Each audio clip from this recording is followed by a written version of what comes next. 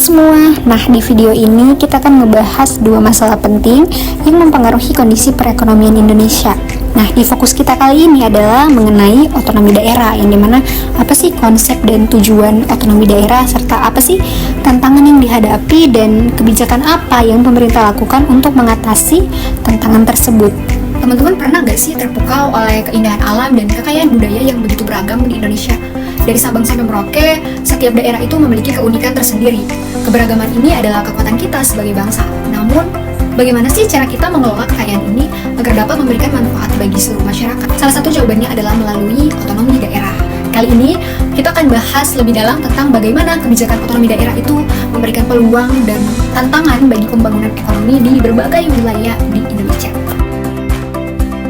Otonomi daerah adalah konsep yang memberikan kewenangan yang lebih besar kepada pemerintah daerah untuk mengatur urusan pemerintahannya sendiri. Tujuan utama dari kebijakan ini adalah untuk meningkatkan efisiensi pemerintahan, mendorong partisipasi masyarakat, dan mengurangi kesenjangan pembangunan antara pusat dan daerah.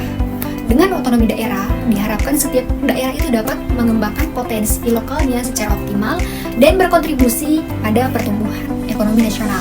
Apa sih masalah yang timbul akibat otonomi daerah? Nah, meskipun otonomi daerah itu memiliki banyak manfaat, namun kebijakan ini juga menimbulkan sejumlah tantangan loh. Salah satu masalah utama adalah ketimpangan pembangunan antara daerah kaya dan daerah miskin.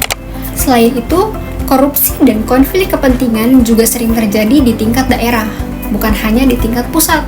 Tadi kan kita udah bahas masalah apa sih yang timbul akibat otonomi daerah. Nah, pemerintah pusat menyadari pentingnya mengatasi masalah yang muncul akibat otonomi daerah. Untuk itu, berbagai kebijakan telah dilakukan seperti peningkatan pengawasan terhadap penggunaan anggaran daerah, pembangunan infrastruktur secara terpadu, dan pemberian pelatihan kepada aparatur pemerintah daerah. Tujuannya apa sih?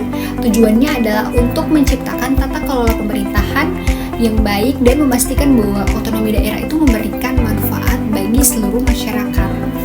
Otonomi daerah adalah sebuah eksperimen besar yang terus berlangsung. Kebijakan ini memiliki potensi yang sangat besar untuk meningkatkan kesejahteraan masyarakat dan mempercepat pembangunan nasional. Namun, keberhasilan otonomi daerah sangat tergantung pada kualitas kepemimpinan daerah, partisipasi masyarakat, dan dukungan dari pemerintah pusat. Jadi, mari kita bersama-sama membangun Indonesia yang lebih maju dan sejahtera melalui otonomi daerah. Nah, segitu dulu pembahasan mengenai otonomi daerah dan dampaknya terhadap perekonomian Indonesia. Meskipun ada tantangan yang dihadapi, dengan kebijakan yang tepat dan kerjasama antara pemerintah pusat dan daerah, kita berharap otonomi daerah itu dapat memberikan manfaat yang lebih besar bagi masyarakat. Segitu dulu video kali ini, semoga videonya bermanfaat dan see you in the next video.